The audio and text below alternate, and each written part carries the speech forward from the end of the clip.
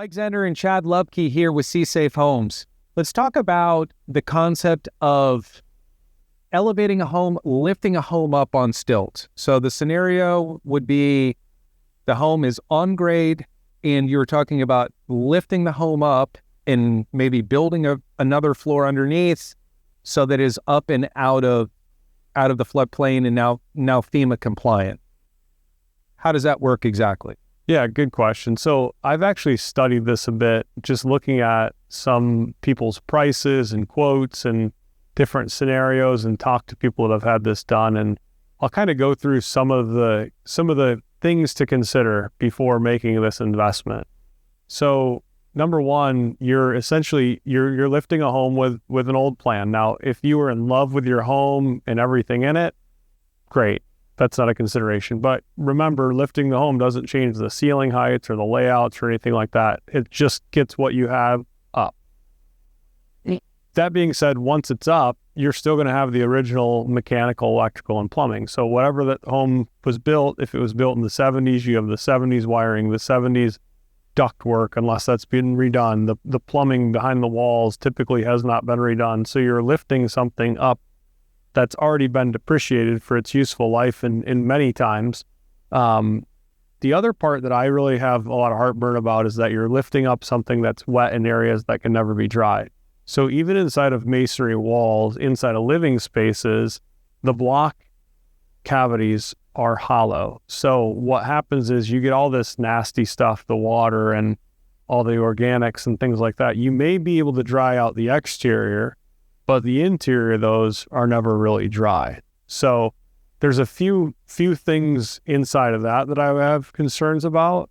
We actually saw in the local news channel, there was a guy they interviewed, I believe he was in Madeira Beach, where he'd spent between $400,000 and $500,000, started his process years ago. Oh, I think I saw this video. Yeah. It was a multi-year project. Right. Yeah. And so he's 2 years in, he's still doesn't have a kitchen, and the home isn't all the way done. So there's some things that people don't consider. Yes, you can get the home lifted quickly. That's a real thing. I've seen some, since October that have been lifted. So that can be done.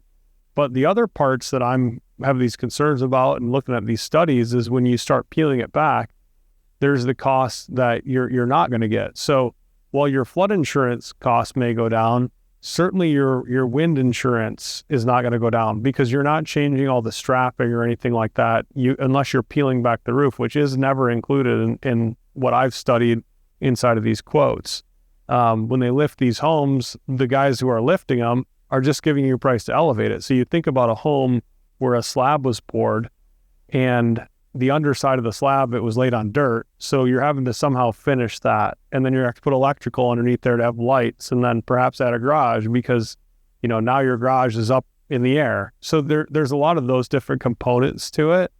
Obviously stairs are going to have to be added. That's another cost. And then where are the stairs going to come in? So you're taking a home that was never intended to have stairs. Well, you could put them in the front, but then you have stairs that get wet every time it rains. So you're talking about remodeling the inside and maybe losing a room or doing something to add stairs. So there's those pieces. Every time, and a big reason that we don't do renovations is there's always those hidden costs, the things like rot and termite. So you're lifting something that's older. These guys aren't going to know what's there until it's lifted. And in reviewing these contracts and these clauses, they're obviously not covering unforeseen costs because they can't. It wouldn't make sense for them.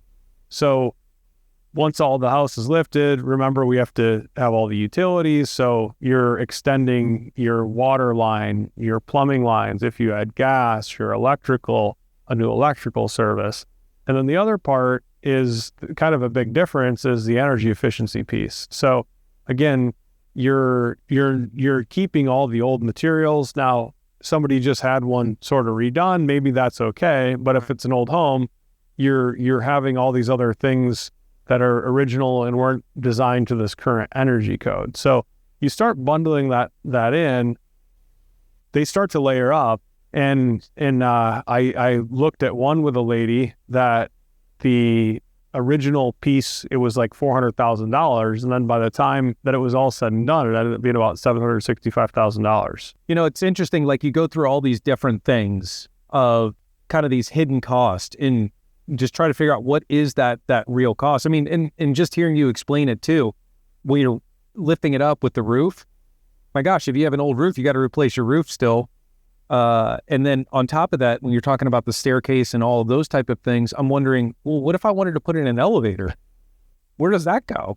But anyhow, thinking of all those variables together, what does this really turn into? What is the pricing really? What have you seen on that? Yeah. So when I analyzed it with a client in St. Pete Beach, the way that it sort of turned out was it was in the $400,000 range to elevate the home.